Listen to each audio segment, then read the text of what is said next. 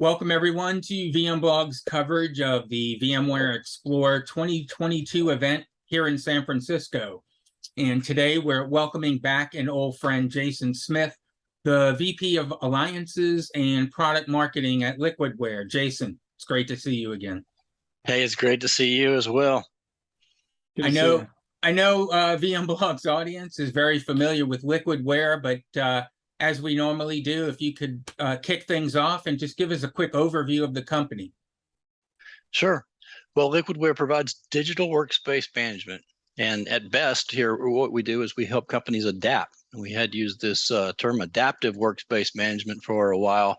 I ended up with the signage, and we've evolved it a bit to digital workspace management. But one of the key things we do is we transform desktops. We help your organization adapt to whatever desktop that you're delivering to your end users today to ensure that they're productive to the desktop that you're evolving to. And a lot of times that means a cloud-based desktop, but not always. You might be switching back to an on-prem desktop delivered by VMware here this week, VMware Explore, or Citrix. But we fully support, and we support more clouds than any other vendor in what we do. All three major clouds and DaaS and SaaS desktop services, workspace services. And talking about VMware, how does your company partner with VMware and fit into the ecosystem? Excellent question. So we've been around since 2009, and in that year, we developed a set of solutions that help onboard users to a new platform like VMware's Horizon View. Could be any other Windows type platform, all the way through to modern native AVD, I should say, workspace. And we do that with three key solutions that we have. We can do an assessment of what you've got today to learn what applications are in use, what applications are installed versus what applications are actually being used. So you end up with a short list of applications that you need to get to the new environment. And then we look at user authored data, how much of that's being consumed. We look at the user experience in the legacy environment. And then we help you take all that and transform it over to the new desktop. That first solution we use is called Stratosphere UX for user experience. And then we kick into a phase of migration, or actually it's a zero downtime migration to cut your users over. With Profile Unity, we harvest out the user profiles. We make sure that user authored data is taken care of and put into the cloud of your choice, or a file share, and that's replicated in best practices. And then we actually can help you containerize your applications with our Flex App solution. And our Flex App solution can take nearly any type of application, put it in a VHDX container, and then attach that to any desktop of choice, including VMware's Horizon. And then we monitor the user experience all the way along the way. Stratosphere UX kicks in again in that phase, in that final phase, to validate that the desktops that you're delivering are a better quality desktop, or maybe you need to tune them and upsize some things in that environment to ensure that they're a better quality user experience for those end users, because after all, that's why you started that process. And once you have our solutions in place at any time, you can go to the desktop platform of your choice in the future. So in 6 months, you decide that users need to go to a DaaS-based solution. You can do that because we're a third party that manages the user experience, the applications, and the user environment management. So you're not tied to a platform like Citrix or VMware. We support those platforms. So we ask the customer what they want to do. And in this case, at this show, a lot of them are saying we want to go to Horizon View. So we answer that need with our transformation set of solutions. And, talking about all the people that are going to be at the show, you really talked about it, but the, whether it's VDI, DaaS, or AVD, the cloud desktops, what are the big problems that folks who are either actively doing these technologies or thinking about moving to these technologies, what are those big problems that you help solve? Well, the challenges in the last couple of years are going to be top of mind for people attending VMware Explore. Those were when the pandemic of COVID started, and a lot of people were sent to work from home. A lot of organizations burst scaled into a platform that they felt like could keep their users productive. That didn't always mean VDI. Sometimes that meant sending a laptop out to each individual user so they could start to work from home effectively. Sometimes that did mean adding VMware Horizon licenses or Citrix or anything else or AVD licenses. So they burst scaled into that. And then they have now circled back around and they're looking to see, A, did they make the right choice? And B, is it still the right choice? Because there has been changes that have happened in those 2 years. Even in Liquidware, we have added more cloud functionality than ever before. So you can be more flexible with those desktops to take them from one location to the next. So I believe transformation is going to be top of mind, even if they just took their users through a transformation. Not everybody goes to VMware's VMware Explore. I want to say VMworld, right? Not everybody goes there with Workspaces top of mind. Probably about somewhere between 15 to 30% on the floor will be thinking about desktops in that way. But other parts of the infrastructure are now being touched more and more often. The data center, the guys responsible for backup of these desktops, regardless if they're in cloud or on-prem, a lot of those people are going to be present at the show, and they might not be thinking about their workspaces first or why they attended VMware Explore. But when they start to engage conversations like ours, they'll think, look, I need to start thinking about desktops beyond those desktops. Maybe they're over here in this area of the company, in this part of the cloud or in this part of the data center, but now they interact with more parts of the data center than ever before. And part of that is in my backyard, and I need to be listening to that so we can help our company continue with business continuity, no matter what it faces. And that to ensure that we're choosing the right solutions to keep our users productive, no matter what the world throws at us. And maybe you can kind of go through and give us a rundown of Liquidware's technology offerings, what each piece does and what makes it differentiated in the market. That's a good segue into also, I'll tell you a little bit about what's new and what we're announcing at VMware Explore. And so Stratosphere, a lot of people knew us early in 2009 for Stratosphere UX, user experience. And that's that assessment solution as well as a user experience solution. We provide broader data and deeper data than any other workspace monitoring solution in the market. We really stand on that affirmation, and our customers know that we provide more detail than anyone else. Getting the detail you want out of Stratosphere has always been a continuous challenge as we continue to add tons of data into it so you can pull the data out of it. We've got a new API coming, new reports that you'll see if you'll stop by our booth. Perhaps even in here, we'll edit this and put a screenshot in here or another one of some of these new reports and how they look. And with that, we're giving you the capabilities of using our enhanced dashboards to customize Stratosphere very easily for what you want to see as an end user organization. So if you want to see applications in use, IOPS being taken up per application or resources taken up per application, you can get that. Not only get that information out of Stratosphere easily, but it's going to be in a very discernible report that's going to look better than it ever has. So you're going to be very impressed with the UI enhancement of Stratosphere. Stratosphere UX used for the assessment phase and then the user experience phase.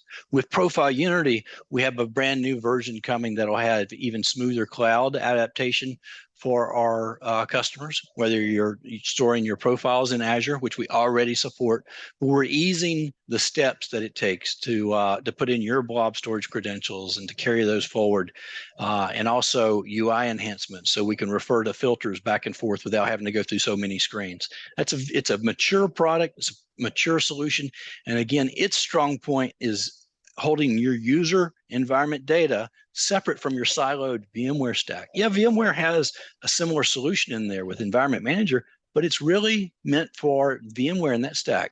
Now you're delivering desktops, physical desktops, AVD native desktops, and if you're an enterprise and you want that to flow with the user, and that's the benefit of putting all that in something like Profile Unity. Not only do we have feature enhancements over and above what you might have as standard from VMware, but we deliver innovation in there above and beyond that. And then you're decoupled from the siloed stack while you're still within that VMware Technology Alliance partnership ecosystem. So you know that the solutions work.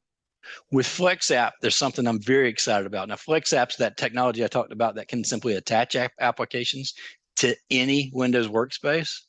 We have added functionality in FlexApp that will enable you to attach applications even offline to laptops. Now, we started talking about this about 11 or 12 months ago, but we've carried this technology forward and continue to innovate with it. Now you can attach Flex apps and assign them with something as easy as Microsoft's Intune, or with VMware's Workspace 1 solution. And a lot of customers and prospects will be there at the show looking at solutions like, and they are big users of VMware Workspace 1. That's that unified endpoint management solution that can allow you to get applications out there. Now you don't have to go to the full Profile Unity Liquidware Central console to assign applications. We can just go through your normal workflow. You want to attach the Camtasia app for your marketing users, you can just assign that through VMware Workspace 1 or Intune. So we're really excited to be showing that, and you'll see a demonstration of that in our booth. And then Flex Apps had other enhancements like our automated packaging console. Nobody touches this. So when we sign up a new customer that may have hundreds of applications, it's very daunting to say, let's containerize those and run those through our packager.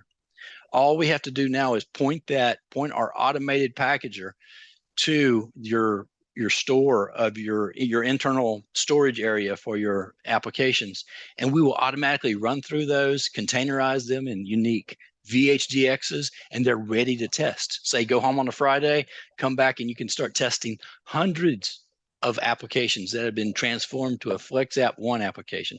The biggest benefit about FlexApp and FlexApp 1 is you're not modifying any base image on the end user side. So they're kept clean and they have zero Windows rot. When you turn off our filter driver or stop an application, the files and registry keys are wiped out and they're gone. So it's a very innovative approach.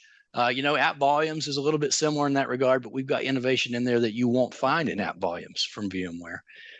And then finally, taking us through the entire stack, we're excited to tell you that we are adding a fourth solution for Liquidware, and we're going to be breaking this news at the day that I believe that we're going to put out this interview. We will be leaking this out a little bit, and we'll be talking about it on the Monday of VMware Explore, a new solution named CommandCTRL, and it will complement all that deep, wide data that you get out of Stratosphere UX with a web-based software as a service help desk remediation solution to do real-time support for customers with their end users. So it'll allow you to reach out and touch someone and start to remediate immediately.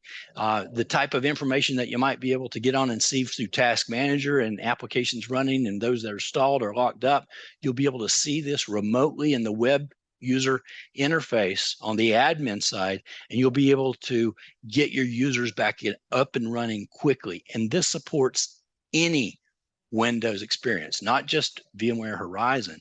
Anything out there it supports, and it was especially an impetus for us to have this solution because customers were really requesting it when we saw this huge work from home movement. So you're able to support all your work from home users very seamlessly with this new solution.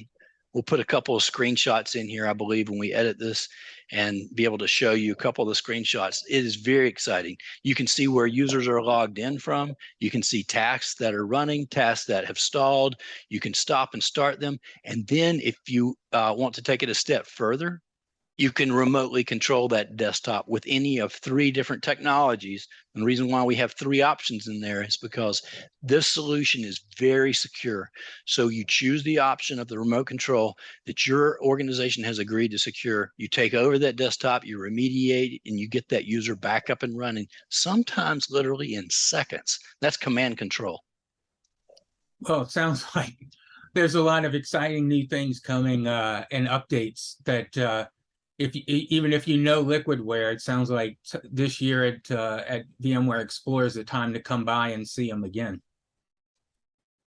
For sure, I believe they think that this is the first VMware Explore, and I'd like to really congratulate and thank VMware for stepping back out there with a show at a time where many organizations in the industry have not been doing shows. I mean, we saw the healthcare industry come back with the healthcare information systems. They've done 2 major shows.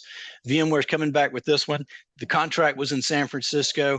They think that the attendance might be somewhere around half of what it was, but if you're not attending VMware Explore, you better be watching all these VMblog videos to stay up to date, because you're going to be left out. You're going to be left out if you're not there. I'm telling you, you're going to look at Twitter lighting up, you're going to look at LinkedIn lighting up, and you're going to look at your news feed, and you're going to be finding this out secondhand. So if you're not coming, you better go ahead and get your ticket now. Rush to get that and meet us out there. You can get on the trade show floor for as little as $50 at this show. I'm not sure a lot of people know that.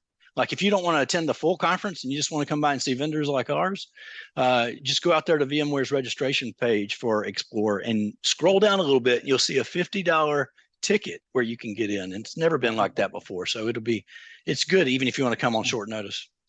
No, I haven't seen that in a long, it's been years, well, decades really, since I've seen trade shows where you can just buy an Expo, floor pass. So that's really cool. I didn't realize that. Yeah, it's going to be a great week, and it's going to be great because we're also going to see our peer alliance partners out there. We're going to see Stratadesk out there. They're just a few booths away from us. They do the Edge OS. Also in that same field is iGel. We're going to see them. We're going to go to their iGel Ready conference, some internal meetings there. We're going to see our partners over at Remo 3, who for the first time have a booth. And we're excited about that because we're working on some integration with Remo 3. And then we're going to see, of course, VMware and all what's new with Horizon and our partnership and the TAP Alliance partnership. We're going to see our friends from Nutanix, which we're very tight with. And I know we'll see many people from Citrix there as well, because this business to business handshaking cannot be replaced. So not only the end users and customers, but we look forward to seeing our alliance partners out there as well as our channel partners. One of the big things, getting back to VMware Explore, is that they're going to be talking about the big picture on the keynote stage. Are there some trends that you're seeing going into 2023 that Liquidware is interested in?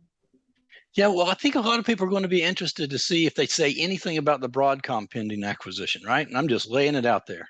People would think some people would talk around that, but customers are going to be curious to know what is going on and what's the plan. And is that going to be touched on in the keynote? I am leaning forward and leaning into it to see if what they're going to say about that, because it's interesting times when Broadcom is acquiring VMware, and the EUC portion of VMware is only about 15 to 20% or so. It's going to be interesting to see what innovation they continue to be committed to across the whole stack, and interesting to see what their plan is going forward and how proactive they are in communicating how these things are going to transpire under the pending Broadcom transition. Now, I say pending because no deal is complete until it's complete, right? So there's still a lot of things going on in that. But what that tells me is that customers are going to be leaning into organizations like ours going, look, we need to stay in touch with you guys. We need to remain a customer of Liquidware because we don't know what's going to happen in 6 months and 12 months. We may need to shift our desktops. They may say, we feel so confident we need to add more Horizon licenses. They may say, we're going to have some insurance policy and have a redundant on-prem solution from another vendor, and we can help in that. So I believe that's going to be a trend that people are thinking about, and not only on the desktop side, but all that data center side too. People are going to be curious to know what the future of VMware looks like. We believe it's bright, and we've been VMware partners and TAP partners since 2009, but we've also helped answer customers' specific needs. We're not in the business of recommending one platform. We're in the business of talking to the user about what they want to do and how they can agree which platform is right for them, and then help take those next steps to manage those users in that transformation. Now, Jason, for the folks who are watching this at home and maybe don't get the chance to see you at the trade show, can you provide us with a quick demo of the product just so people can see at least some of the things that you talked about? Yeah, I'd be glad to. I'll show you FlexApp 1. And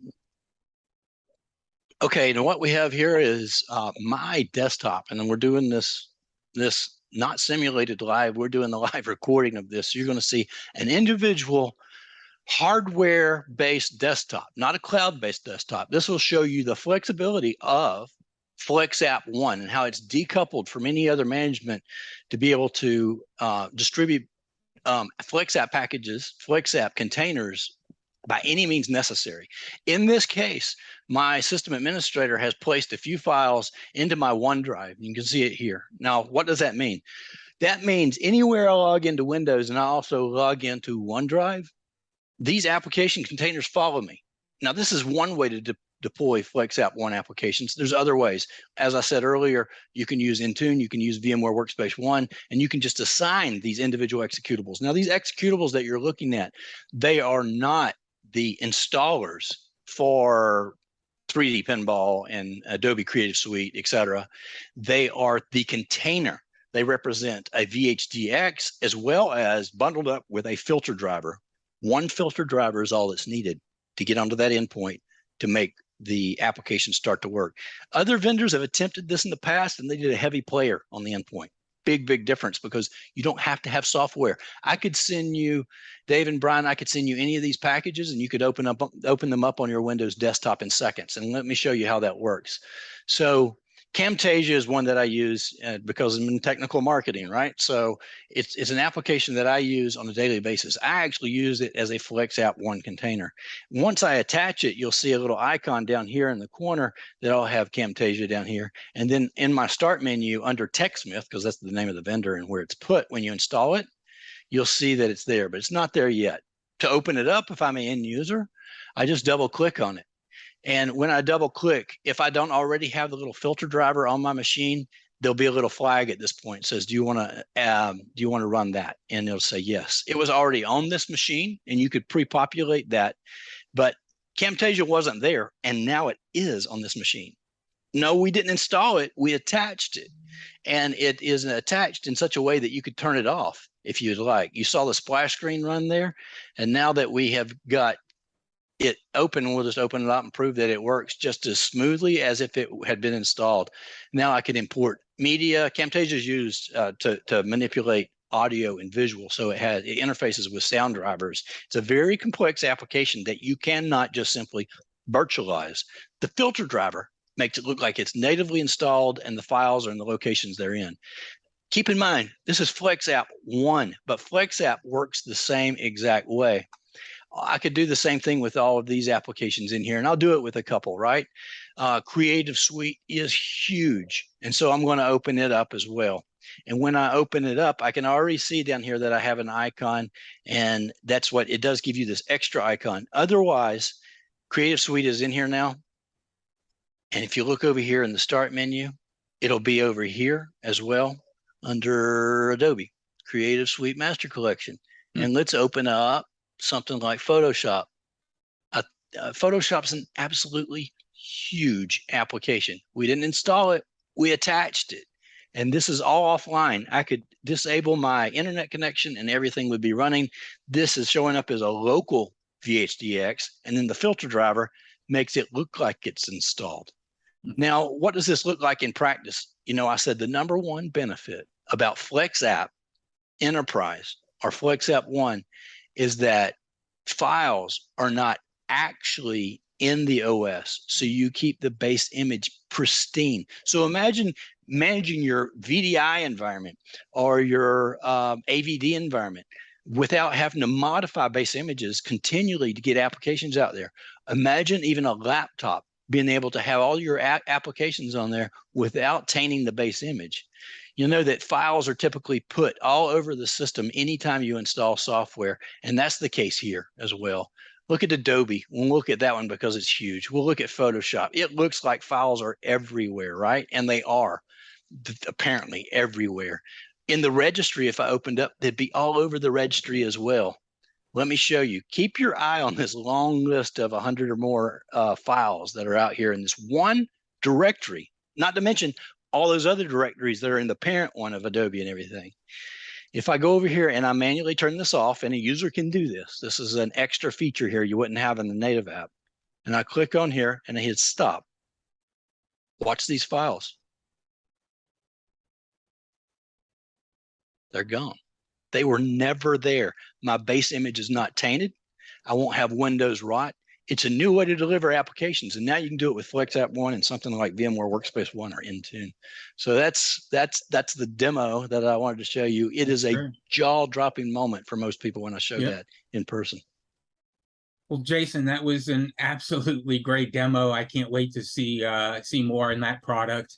As we wrap things up, though, where can folks go if they want to learn more about all these different products that you talked about and the things that you're going to be showing at the trade show? That's a great question, and one that I'd like to answer by telling you about where they can see us at VMware Explore first. When you walk in the doors and you go over to the right, bear to your right, and you'll just about run into us eventually. And in that place, we'll be able to show you the demos that I showed you today and more. If you're interested in one of the solutions over the other, it doesn't matter. We'll have a couple of demo stations there and be able to show you all those. I would love to meet you in person. David Benneman, our founder and CEO, will be there. He'd love to meet you in person. And then we have many sales reps there, including there'll be a lot of people over there from the West Coast. We've got Paul Berge there from the West Coast. He would love to meet you. And we have several of our system engineers with us. Of course, you can visit us at liquidware.com at any time, and you can download trial software. Anything that I showed you today, with the exception of CommandCTRL, is right there. You can download it and start playing with it within the hour. CommandCTRL, the beta program will start. Right now, we're pegging October for that. So look for a sign up for that soon, and we'll get you into the beta program for CommandCTRL. Great. Well, it was great talking with you. Thanks for joining VMblog today, and we hope you guys have a great show. Thanks. We look forward to seeing you.